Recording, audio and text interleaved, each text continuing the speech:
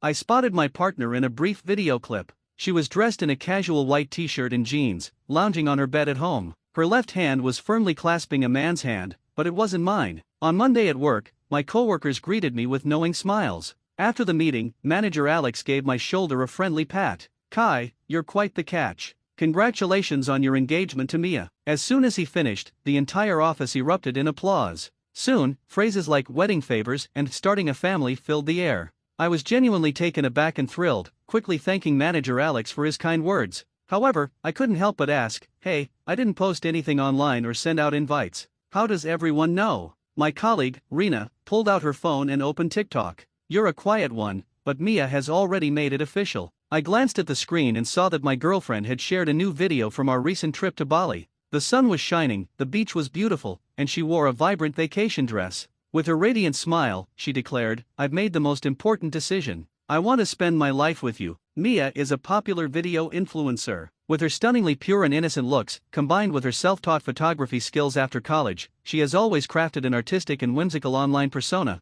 primarily sharing her travel photography. She takes pride in being a travel influencer with over 50,000 followers. However, during our year-long relationship, we kept it private. She mentioned that influencers tend to lose followers if they're in a relationship, so I respected her choice. As a programmer dating someone like Mia, I felt fortunate. Mia was also very interested in my work, often visiting me at the office discreetly, especially in recent months. Her unexpected presence naturally caught the attention of my colleagues, and my relationship with an influencer became an open secret at work. Today, as Mia was preparing to go public with our relationship, I thought it was time to stop hiding. I couldn't resist telling everyone. Actually, last week in Bali, I proposed to Mia. The moment I said that, the office erupted in cheers, and everyone congratulated me. Ding! Most of my colleagues' phones chimed. "Oh, Mia has posted another video. Everyone, check it out." I couldn't help but pull out my phone and open Mia's account, eagerly anticipating her mentioning my name to her fans. But what happened next left me in shock. In the video, my girlfriend was again in a white t-shirt and jeans, casually lying on her bed at home. Her left hand was tightly holding a man's hand, but those hands were not mine. Mia smiled sweetly and said, "Hello everyone, I'd like to officially introduce my boyfriend, Jake." Then a guy in a matching white t-shirt greeted the camera.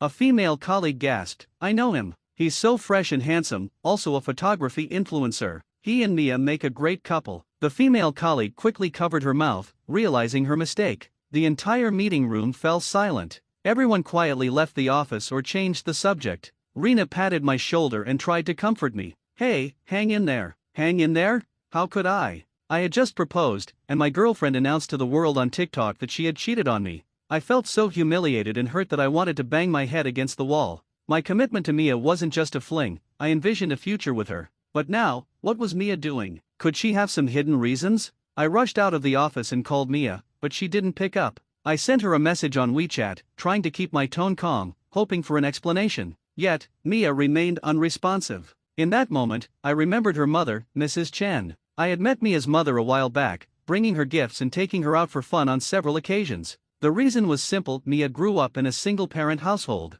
She told me her father had cheated on her mother, leading to their divorce during her childhood. Her mother raised her alone, working tirelessly to support them. Mrs. Chen had a taste for the finer things in life, often adorned in gold and silver. Since she was to be my future mother-in-law, I didn't mind helping her financially. However, I often wondered if Mrs. Chen truly lived as frugally as Mia described. Whenever I questioned this, Mia would reassure me that once she became an adult, she intended to earn money to support her mother and allow her to enjoy life. Although Mrs. Chen was only in her early 50s, she spent most of her time idling, sometimes assisting Mia with her studio and life, but mostly playing mahjong with friends. Since our relationship began, I felt that Mia's mother liked me a lot. Every time she saw me, she would greet me warmly, calling me Kai. I believed Mrs. Chen would be on my side, so I called her immediately. Sure enough, I soon received the comforting words I was hoping for. "Oh, Kai, it's not true. It's just a business collaboration." My future mother-in-law's response felt too casual. In the video, the intimate gestures and affectionate glances couldn't possibly be just business.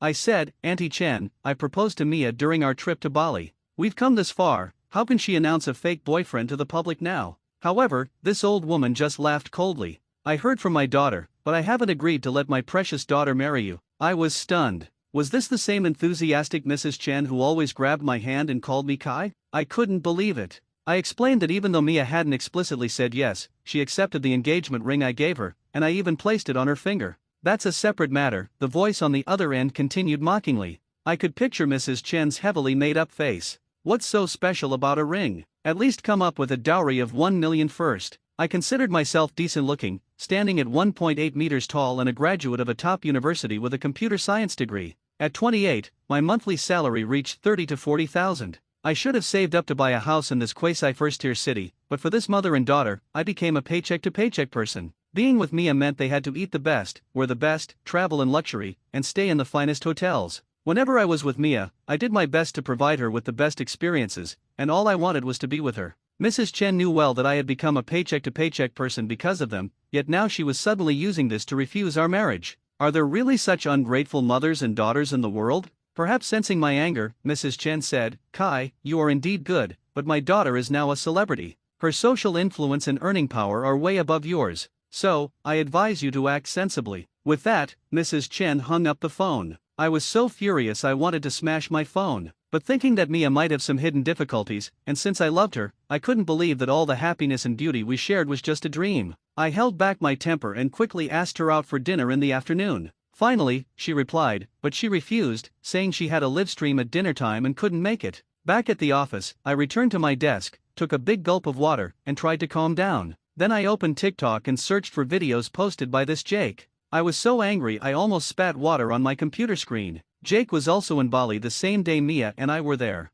He even posted a video. Moreover, he had visited many of the same places where Mia and I had dated and traveled. What's more, the sharp-eyed fans in the comments pieced together that Mia and Jake's earliest interactions were a year ago. Comments like, I'm shipping them, Jake and Mia are such a good match, and they've been dating for a year now, flooded the section. I took screenshots of all these comments and sent them to Mia, waiting for her explanation. Kai, please come to manager Alex's office. At this moment, Alex, who was in charge of the company's HR development, called me to his office again. Recently, the company was looking to promote middle management, and manager Alex was overseeing this task. My projects in the past 3 months had all been successful, earning a lot of money for the company. When everyone heard manager Alex call me, they all looked at me with surprised eyes, and I felt confident. Rena, who sat next to my desk, looked at me with envy and said, Kai, don't forget us when you get promoted. I rekindled my hope for the future, walked into manager Alex's office, sat down, and looked at this nearly 50-year-old bachelor who always wore a stern expression. Today, however, he suddenly showed a rare smile and politely poured me a cup of coffee. I was flattered. The usually aloof manager Alex actually poured me coffee. It seemed that my recent outstanding performance had been recognized by the company. Kai, actually, I wanted to talk to you privately right after the meeting. You know the company has always respected talent, manager Alex said, returning to his chair. This made me nervous again, but he quickly changed his tone, saying, but you also know the internet industry is tough right now, and many companies are laying off employees. Hearing this, I immediately frowned, wanting to speak but was stopped by manager Alex's gesture. Manager Alex said earnestly, don't worry, you are a key employee of the company, and we still need you. However, we may have to transfer you to Group C temporarily. What Group C actually meant was the layoff group. It was a way for the company to reduce severance costs and optimize staff. Once you entered Group C, your benefits and treatment would worsen, and without projects to work on, you'd soon be forced to resign. No one had ever returned from Group C. It was like adding insult to injury. Frankly, I couldn't accept it, and my heart was filled with resentment. Coming out of manager Alex's office, I received a WeChat message from Mia, just 3 words, let's break up. I lost my girlfriend, my job, my money, and my sincere feelings. I thought this was the way to be with Mia forever, but she dismissed me with just 3 words. I couldn't understand how I had ended up in such a miserable state. As soon as I entered the company's restroom, I couldn't help but cry bitterly. As a grown man, it felt like I was releasing all the grievances and pain from my life. At this moment, my colleague Rena patted my shoulder and handed me a tissue. Kai, don't be discouraged. We all know about your transfer to Group C, but it's not your fault. If you want to blame someone, blame your influencer girlfriend. My crying stopped abruptly, and I looked up with confusion, asking Rena how my situation had anything to do with my girlfriend. Rena leaned in close to my ear and whispered, actually, many people in the company have seen Mia frequently entering and leaving manager Alex's office. This was a shocking revelation. I couldn't believe it and accused Rena of spreading rumors. But Rena insisted that several people had seen it and that she could swear on her honor. If I didn't believe it, I could check the company's surveillance. She also mentioned that a part of the company had long held grudges against manager Alex's management. Could it be that Mia and her mother suddenly abandoned me because they found a new benefactor?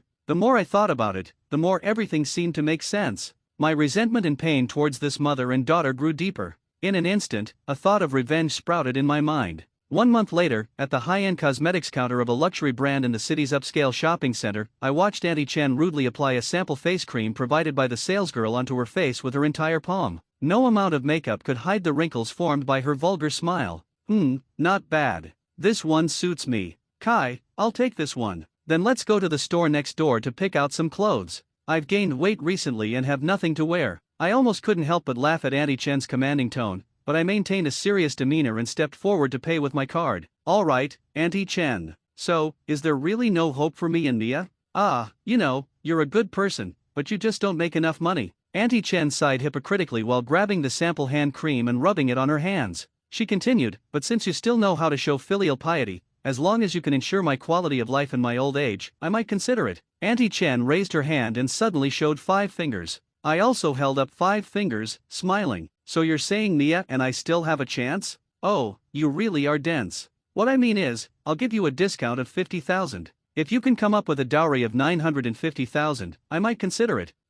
So this mother is still selling her daughter. Despite all my sincere feelings and efforts towards this mother and daughter, in the end, it was just a delusion on my part. This only strengthened my resolve for revenge. Suppressing my anger, I continued to smile and said, but you know I can't come up with that much money right now. I'm buying you gifts on credit cards. I can't just beg on the street. I don't care what card you use, as long as the money comes in, there's a chance. Otherwise, no way. Just then, Auntie Chen's phone rang. She took it out, and her expression changed. Oh, Sister Lu, I can't play cards today. It seemed to be Auntie Chen's card-playing friend. Although Auntie Chen and Mia were not locals, they quickly integrated into the city. Soon, she had made friends from various backgrounds, and I had heard that Auntie Chen liked to gamble with money, and her stakes were not small. After Auntie Chen hung up, her face turned sullen. I approached her and asked with concern, Auntie Chen, why aren't you playing cards today? Didn't Mia give you any living expenses? She did, but it's too little, Auntie Chen murmured. In fact, Mia probably gave her quite a bit, likely over 10,000 a month at times.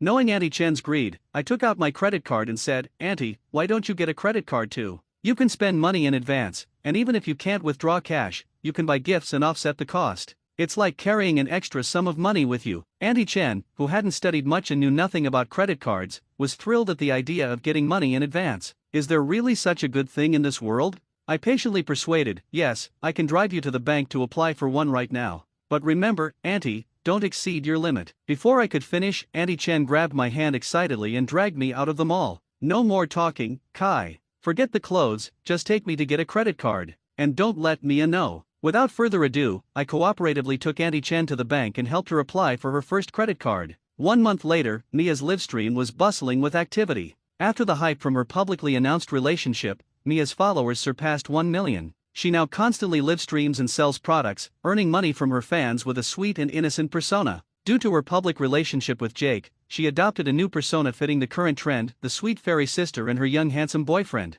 They even made some vlogs together. Mia not only gained male fans but also attracted a large number of female fans. Her lifestyle and approach encouraged many girls to boldly pursue the boys they liked, regardless of age, and to embrace sweet older woman-younger man relationships. Tonight, in her livestream, a fan with the ID Heartbroken Guy sent her the biggest gift. Now, all the fans consider Heartbroken Guy as the top fan. Mia coquettishly smiled at the screen, saying, "Thank you, Heartbroken Guy. With my company, you won't be heartbroken anymore. Love you, moi." However, beyond the screen, I only felt disgust and nausea at Mia's smile. Mia not only managed her persona online, but in reality, she was always living her persona. To this day, she has not apologized to me. I am like air to her, our relationship and feelings evaporated like they never existed. I was just a cash machine during Mia's transitional phase in life. She would never have guessed that I am Heartbroken Guy. Not only did I become her top fan, but I also became the leader of her fan club. I created a short video account specifically for Mia's fan support group,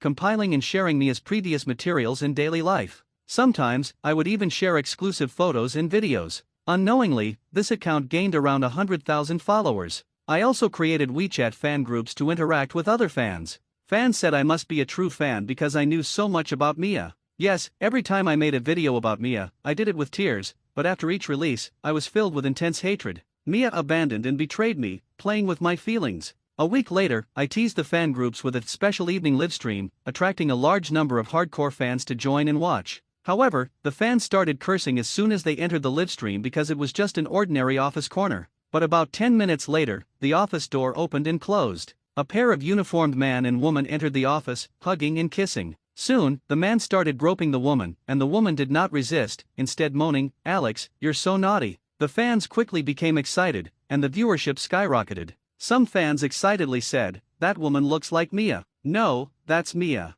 The voice, the figure. How could Mia be with an old man? So disgusting." Just as the couple was about to get intimate, the livestream was shut down. I soon received a violation warning from the short video platform, but it didn't matter to me. My message had already been delivered. Because the fan groups had already exploded with activity, some sharp-eyed fans had taken screenshots and posted them on Weibo, questioning what they had seen. Soon, hashtags like Mia persona collapses, Mia and Alex, and You're so naughty were trending. Overnight, Mia single-handedly confirmed her own cheating and betrayal, having an affair with an older man. In reality, Mia did have an affair with manager Alex. Although I was lying low in Group C, I hadn't given up on investigating everything. Through my investigation, I found out that not only were Mia and manager Alex having an affair, but they were also playing around in the office at night when there were fewer people. Once I figured out their secret meeting times, I took the risk to arrange this special livestream. I asked my colleague Rena to place my spare phone in manager Alex's office and start the livestream. Sure enough, fate was on my side.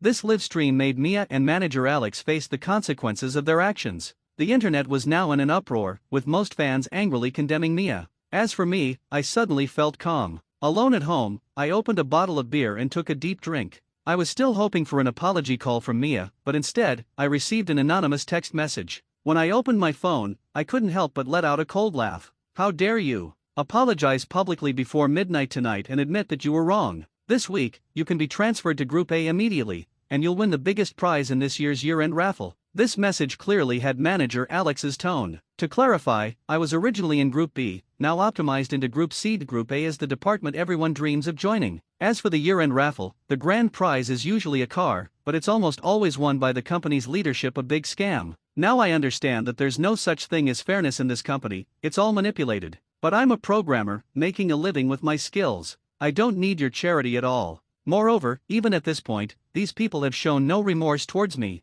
At midnight, they received no response from me. At 1 a.m., I saw Mia's new Weibo post and a new short video. In the video, Mia rarely turned off the filter, crying her eyes out, looking haggard. She repeatedly emphasized that she had been secretly filmed and that she was the biggest victim. As for everything in the video, it was supposedly a rehearsal for an office anti-sexual harassment play. She said she was preparing to transition and had signed a cooperation agreement with my company to film short office dramas. She claimed it was meant to surprise her fans, but it accidentally turned into a shock, and she was very sorry. She then brought up the difficulties faced by women in the workplace, saying she hoped to set an example and encourage her fellow women to guard against workplace sexual harassment. She also reminded netizens not to believe the out-of-context secretly filmed videos and that she would use legal means to sue the heartbroken guy who broke her heart. To be honest, although Mia's explanation was far-fetched, she spoke confidently and played the emotional card of women's workplace struggles. Jake also stood up, looking like a heartbroken boyfriend to support her and confirm everything is true. Quickly, many fans chose to believe her again. A campaign to hunt down heartbroken guy spread quickly on the internet, with trending topics like Mia is innocent, Mia's new attempt thwarted by secret filming, and who is heartbroken guy gaining attention.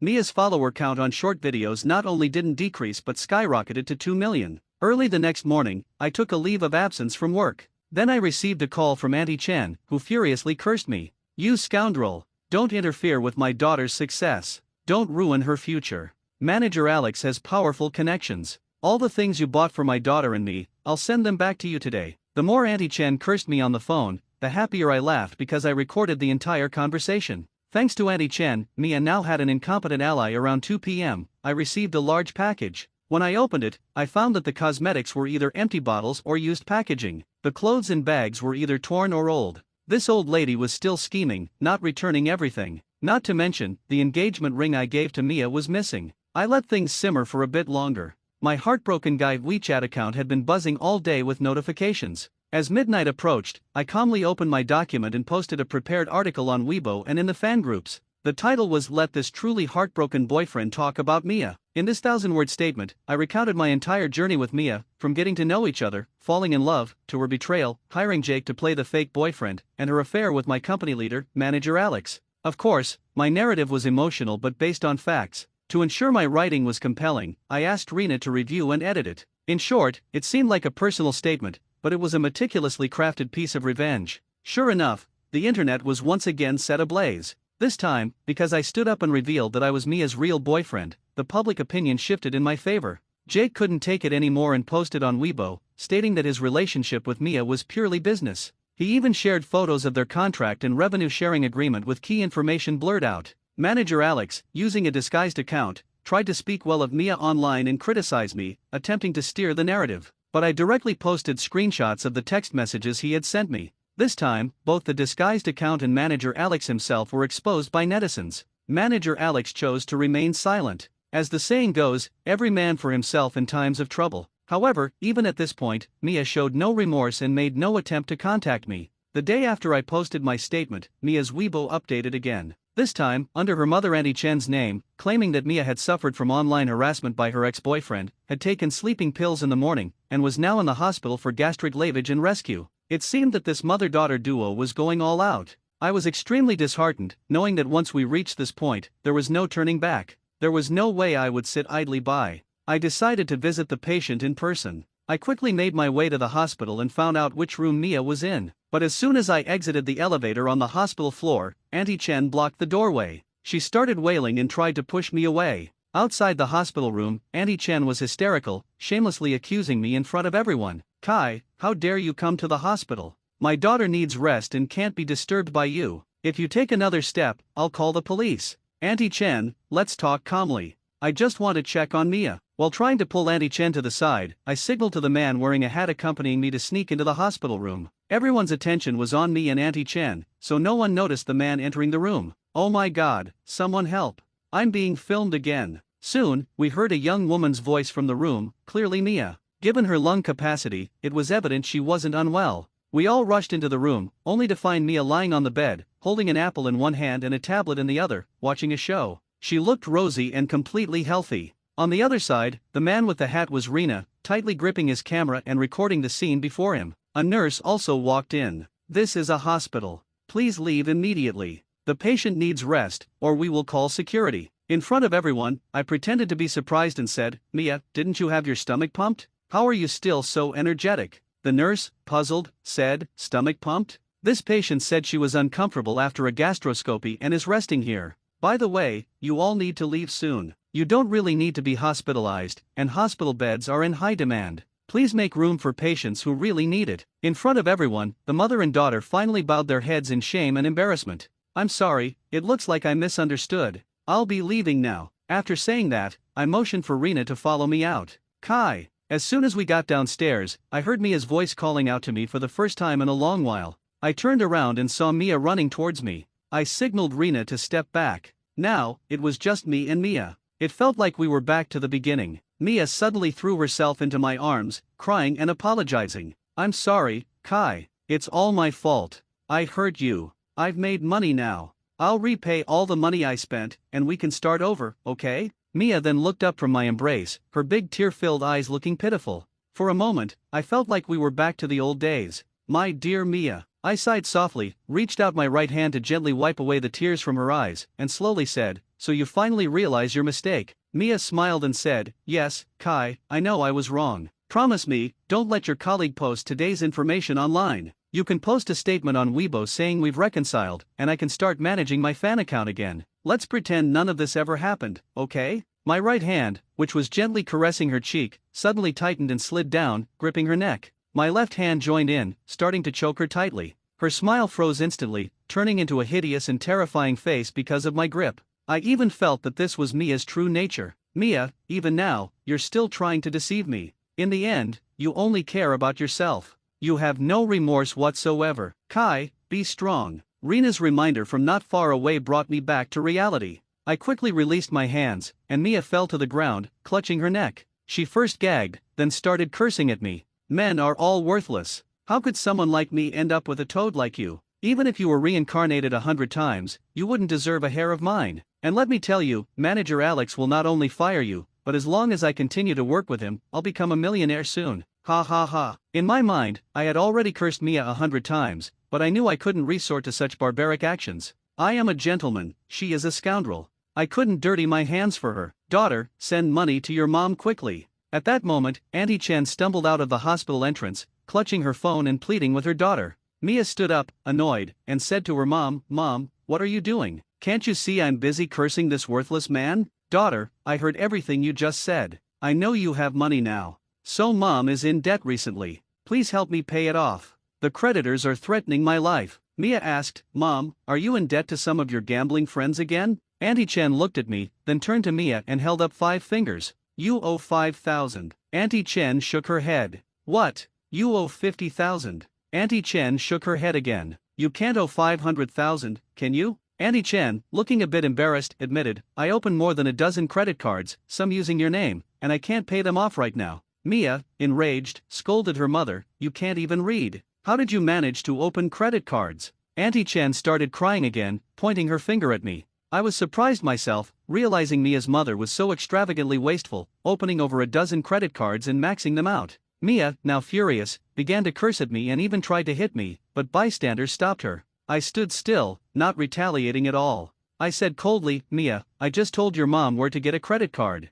I didn't encourage her to overspend. So, I don't bear any responsibility. It's her own doing." Indeed, they are truly a family. Both mother and daughter are extravagant and spendthrift. "Mom, it's okay. I don't have that much money right now, but we still have Manager Alex." Mia then took out her phone, trying to show off in front of me, but no one answered on the other end. She then took out her WeChat and tried to make a voice call, but her whole body froze. She suddenly collapsed to the ground, crying. Auntie Chen panicked and said, "What's wrong, daughter? If Manager Alex doesn't answer the phone, we can go find him in person." Mia, crouching on the ground and holding her head, trembled and said, "No need to find him. He blocked me." Auntie Chen also crouched down, crying and cursing at me, blaming me for everything. Rena, seeing this, was ready to take more photos and videos, but I stopped her. "I've had my revenge. Let's leave them a way out." Without looking back, I walked out of the hospital with large strides. Somehow, I felt refreshed, as if the path of the hospital was blooming with flowers under the bright sunshine, welcoming a new beginning. A year later, the door to Manager Alex's office opened,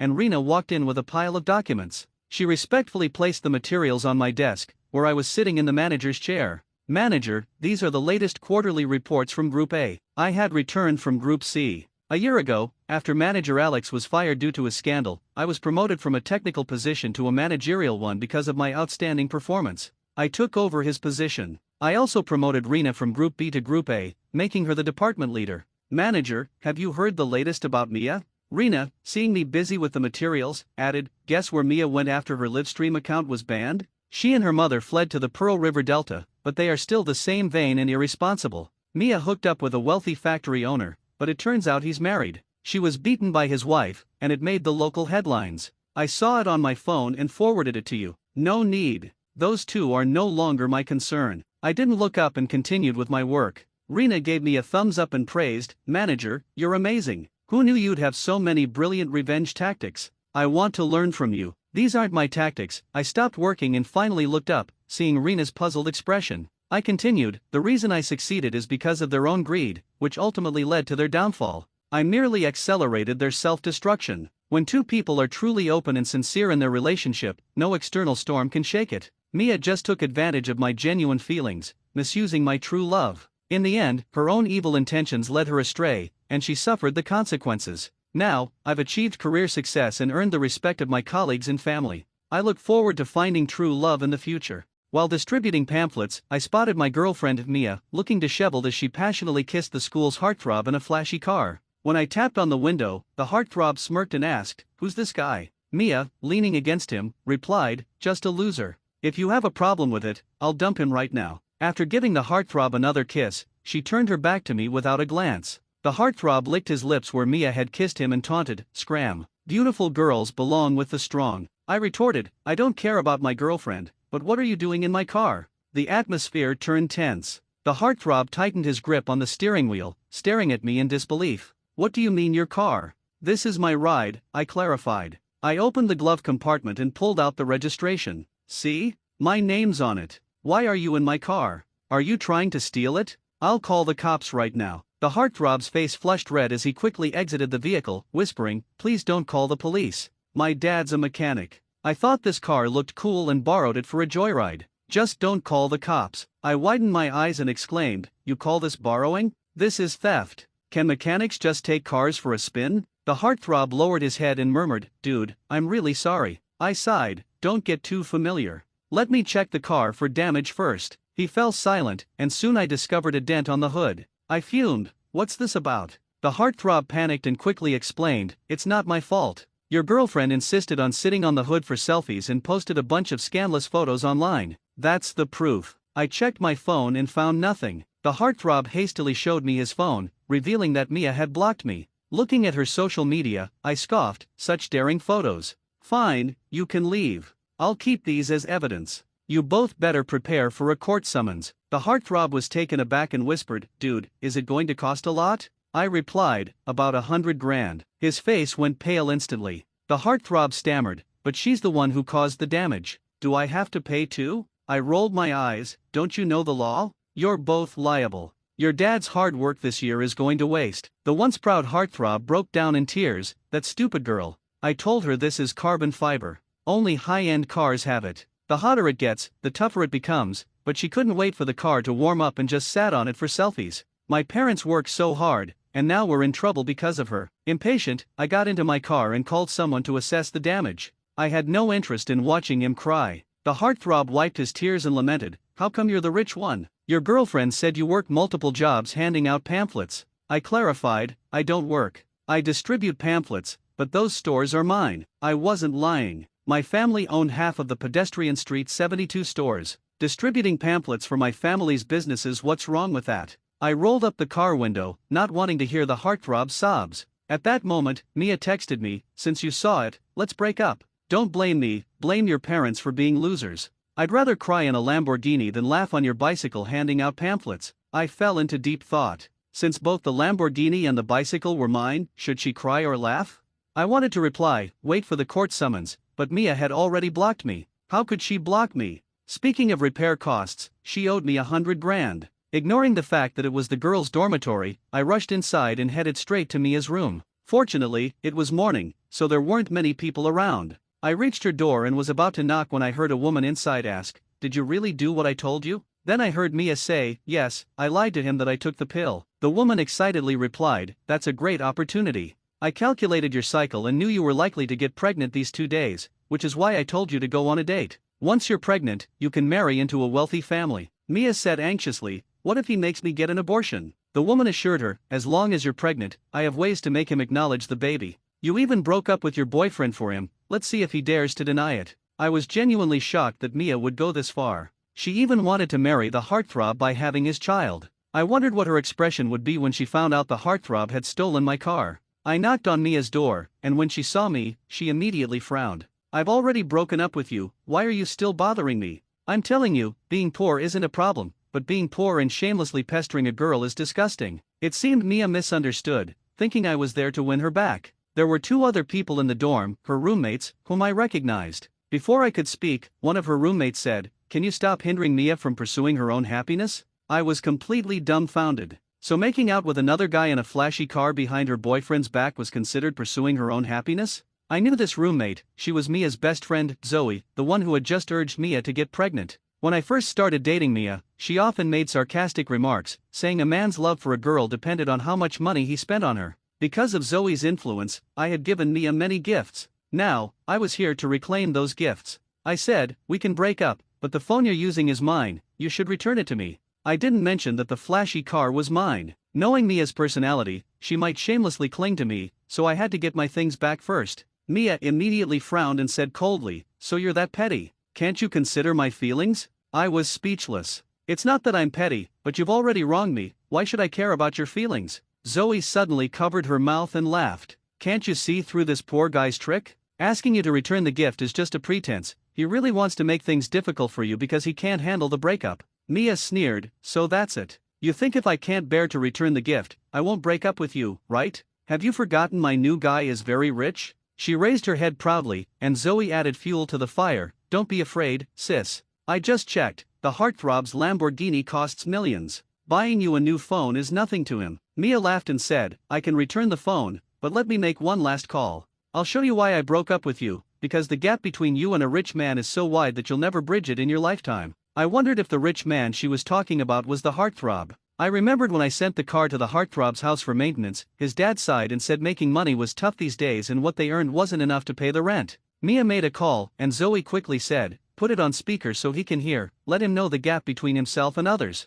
Mia nodded and seemingly to show off put the call on speaker. As soon as the call connected, she said pitifully, "Brother, my boyfriend came to break up with me and wants me to return the phone he bought me. Without the phone, how can I contact you in the future?" However, the heartthrob didn't indulge her. On the other end of the line, he yelled angrily, "You damn girl, don't let me see you again, or I'll beat you every time I do." In an instant, both Mia and Zoe were stunned. The call was abruptly cut off, and Mia stared at her phone, unable to say a word. Zoe quickly reacted. She angrily grabbed a book from her bed and threw it at me, shouting, "Did you badmouth my best friend downstairs?" When Mia heard this, she was furious and started shaking. "Yeah, he wasn't treating me like this before. You must have slandered me. How despicable and disgusting can you be?" I impatiently said, "I didn't badmouth you. Just give me back my things. If you didn't badmouth me, why would he suddenly treat me like this?" I was speechless. Because Mia posted flirtatious selfies sitting on the hood of his car, the heartthrob had ended up with thousands in debt. Given his family's income, how could he not be angry?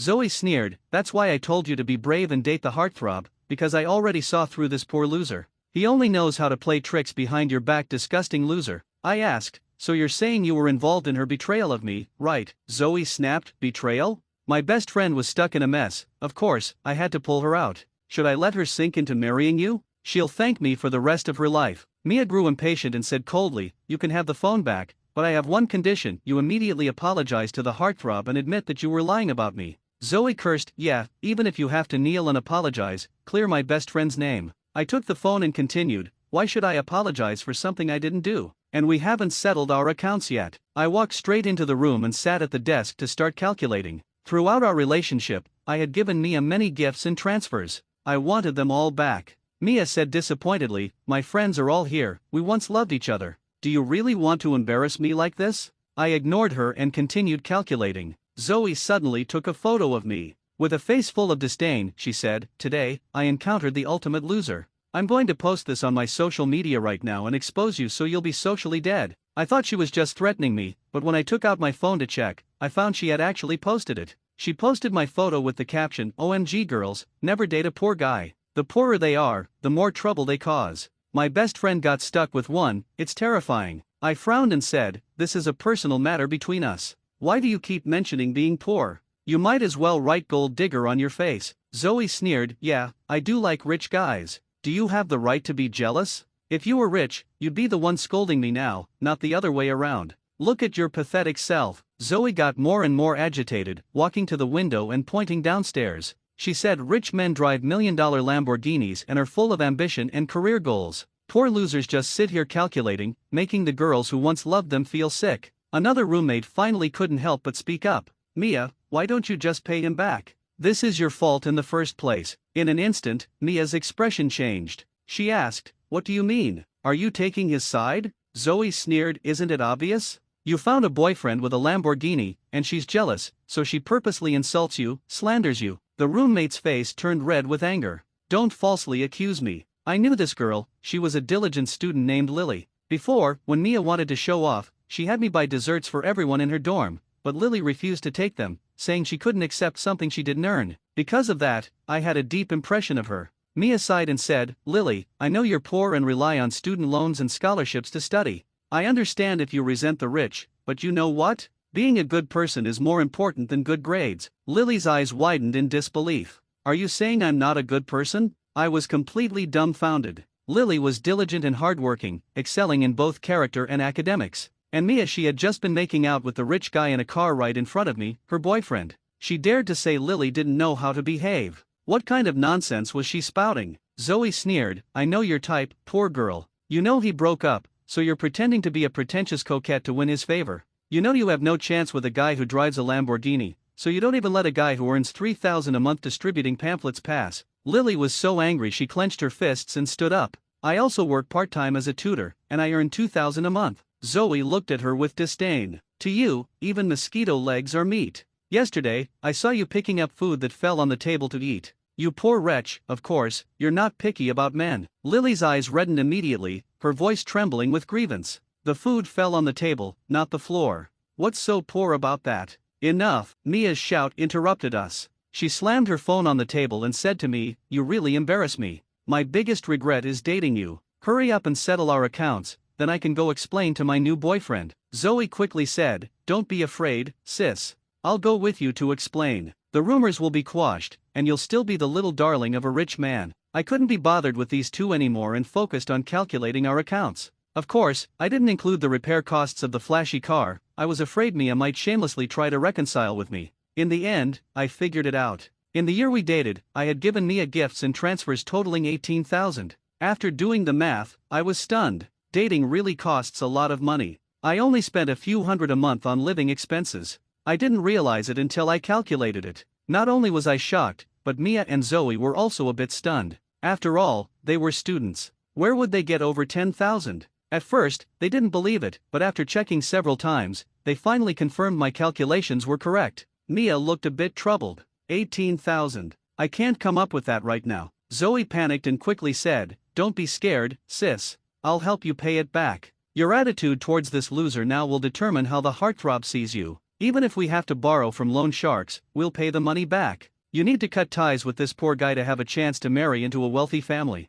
Mia was eventually swayed by Zoe's words. She nodded and said, "Okay, we'll find a way to borrow it. My family mustn't know, or my parents will kill me." I didn't know what to say. If 18,000 would get her killed, what would happen when the nearly 100,000 repair bill for the flashy car got sent to her house? Her parents would probably want to grind her bones to dust. Mia and Zoe immediately started contacting people to borrow money. Surprisingly, it was quite easy for them to borrow money. Classmates each gave a few hundred, lending it to Mia. Even Mia was amazed at how easily she could get the money. She couldn't help but say, "I have a good reputation, everyone is willing to lend me money." Zoe laughed, "It's because of your selfies on social media. You're sitting in a flashy car worth millions. Of course, people are willing to lend you this small amount of money." Mia suddenly realized. She glanced at me and said, "Do you see that? That's the true charm of a real man, making everyone admire him and lend me money, hoping to befriend him. If I were still with you, would anyone reach out to help me when I'm in trouble?" Zoe sneered, "Trouble?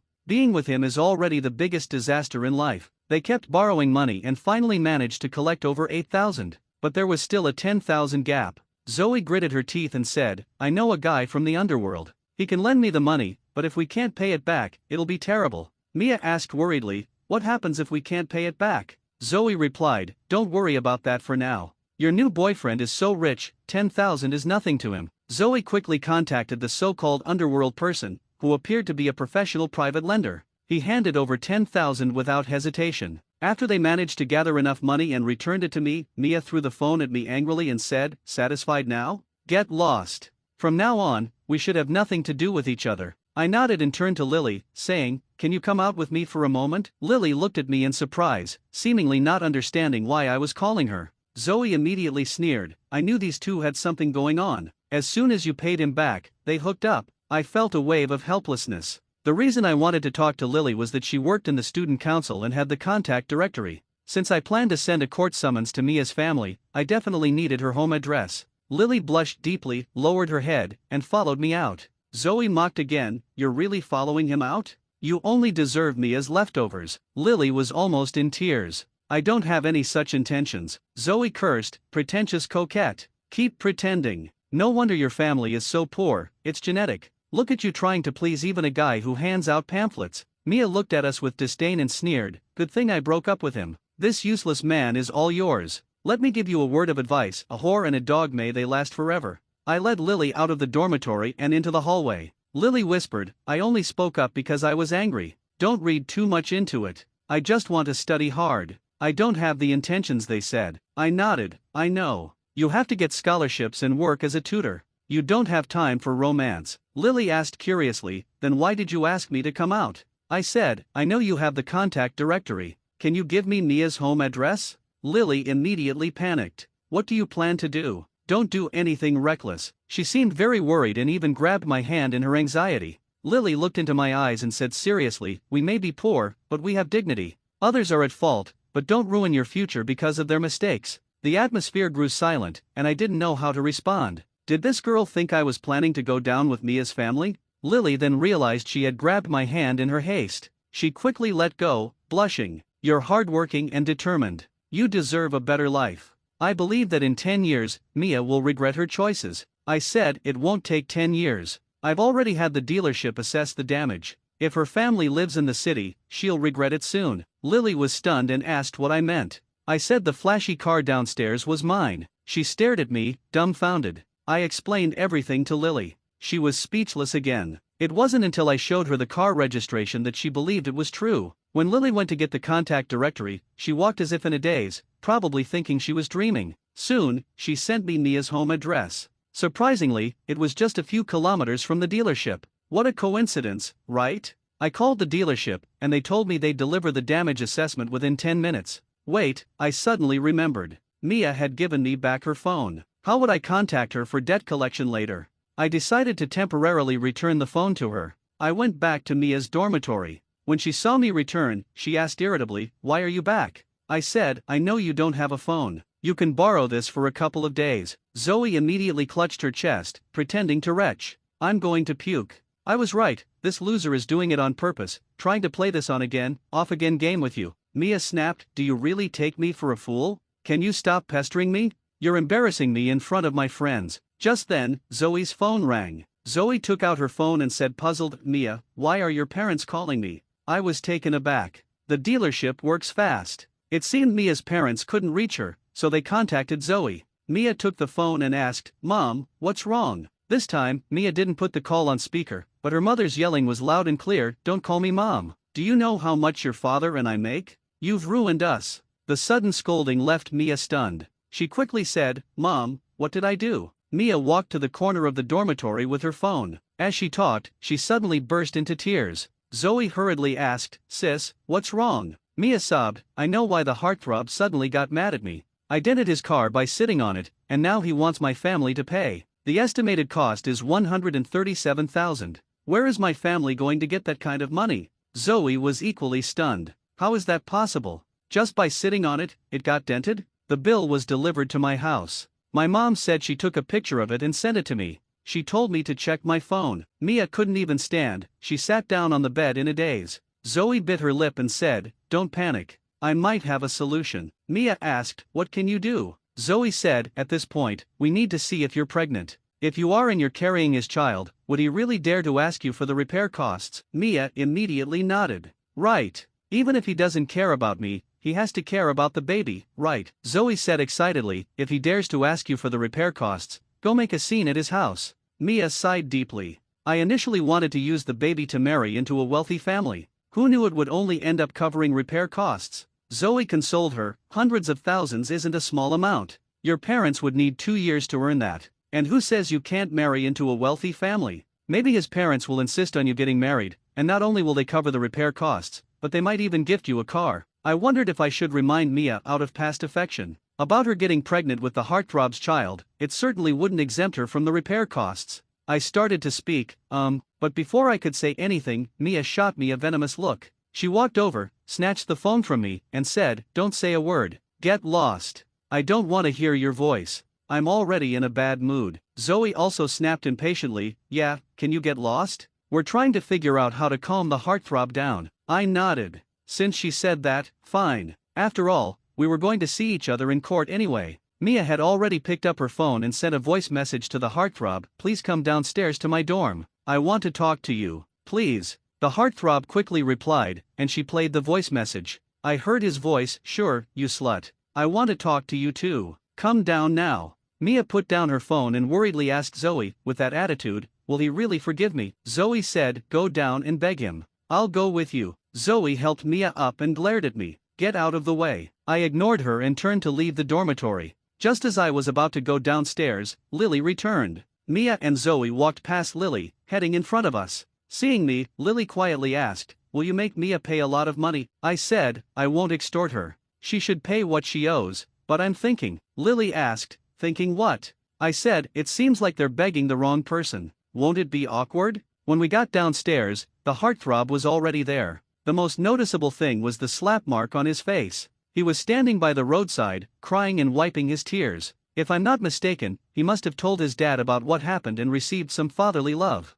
Mia and Zoe were dumbfounded at the sight. Zoe said, "Seriously? With all the money his family has, he needs to cry like this? Mia said, maybe he really loves that car. When I went on dates with him, he always took great care to protect it. Zoe sighed, they say a car is a man's second wife. It must be true. I rolled my eyes. I don't treat my car like a wife. And why wouldn't he protect it? It's my car. Mia quickly approached him, looking pitiful. Baby, let me explain. Explain to your grandfather, you bitch. The heartthrob finally couldn't hold back his frustration. He rushed forward, grabbed Mia's hair, and slapped her hard across the face. Neither Mia nor Zoe expected the heartthrob to hit her. Zoe hurried over to try to break it up, while Mia, feeling wronged, said, baby, hit me if you're upset. It's my fault. I'll never do it again. Can I make it up to you for the rest of my life? I don't need your compensation. The heartthrob was so angry he started punching Mia in the face. As he continued hitting her, both Mia and Zoe realized something was seriously wrong. The students watching were all shocked.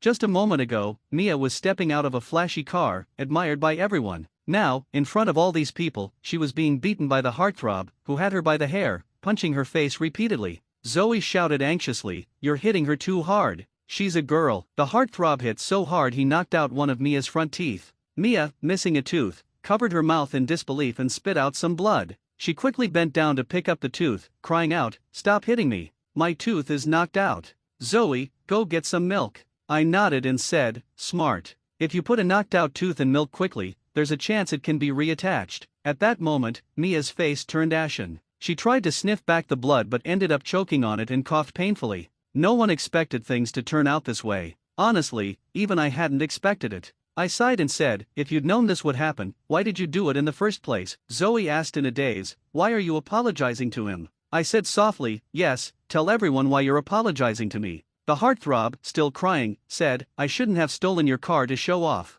I shouldn't have stolen your girlfriend. I'm despicable and disgusting. Please forgive me. I told my dad, but he said our family is already struggling with rent and can't pay for the damages. I nodded and said, your dad works really hard. That's why I sent my car to your family's repair shop. Who would have thought that such a diligent mechanic would raise a son like you? The heartthrob broke down. I'll never do it again. If you can give us more time to pay, I'll do anything you ask. Mia was stunned. She muttered, what repair shop? What car maintenance? What's stealing a car? I said, the facts are right in front of you. Mia pointed at the flashy car, her voice trembling. That car is yours? I nodded. Yes, it's my car. Her expression froze, then her lips quivered as she burst into tears. How can you be the rich one? Weren't you the pamphlet guy? I do hand out pamphlets, but those are all for my shops. Ignoring her bleeding nose and missing tooth, Mia hurried to my side, limping. She grabbed my arm, crying, baby, let me explain. I said coldly, I'm not your baby. We're already broken up. I reached out and placed my hand on the heartthrob's shoulder. He swallowed hard, looking at me pleadingly. I said, this is your fault, not your dad's to pay for. In fact, I should thank you because you showed me my girlfriend's true colors. You helped me, so I'll help you this once. I thought for a moment and continued, you'll graduate next year. You can negotiate the compensation amount, and once you start earning, I'll allow you to pay it back over 3 years. The heartthrob, surprised, asked, really? I nodded and said, yes, it's your mistake, not your father's to pay for. But, knocking out her front tooth is going to cost you a lot. The heartthrob said viciously, I'm not paying a cent. At worst, I'll go to jail and get a record. Anyway, I won't pass any civil service exams. I asked, are you really willing to go to jail rather than pay her a cent? The heartthrob replied, yes. This bitch doesn't deserve my compensation. I patted his shoulder hard and laughed. See? Now you're being sensible. I'll waive 1,000 as a reward. Mia was already dumbfounded. She whimpered, baby, I was really wrong. Can you give me another chance? It's all. She turned around quickly and pointed at Zoe, cursing, it's all because of this bitch. Zoe didn't respond, her face blank. Mia cried, you told me to do this. I love my boyfriend so much, why did I fall for your tricks? I was tired of watching her drama. I said, remember to take the morning after pill. Don't actually get pregnant. It's not because I care about you, but because I know with your personality, you'd definitely have an abortion if you got pregnant. I don't want an innocent life to be killed before it even sees the world because of your bad character. At that moment, Mia's face turned ashen. Zoe suddenly started crying. She said, are you not going to repay the money I just helped you borrow? Mia completely turned on her. You caused all this misery. Why should I pay you back? Zoe also broke down in tears. I have to repay that money, or I'll be beaten to death. I casually said, if you're afraid of owing money to a loan shark, then just pay it back. Zoe cried again, where am I supposed to get 10,000? Lily clenched her fists in anger. She said furiously, you mocked me for eating food off the table, but your own family doesn't even have 10,000.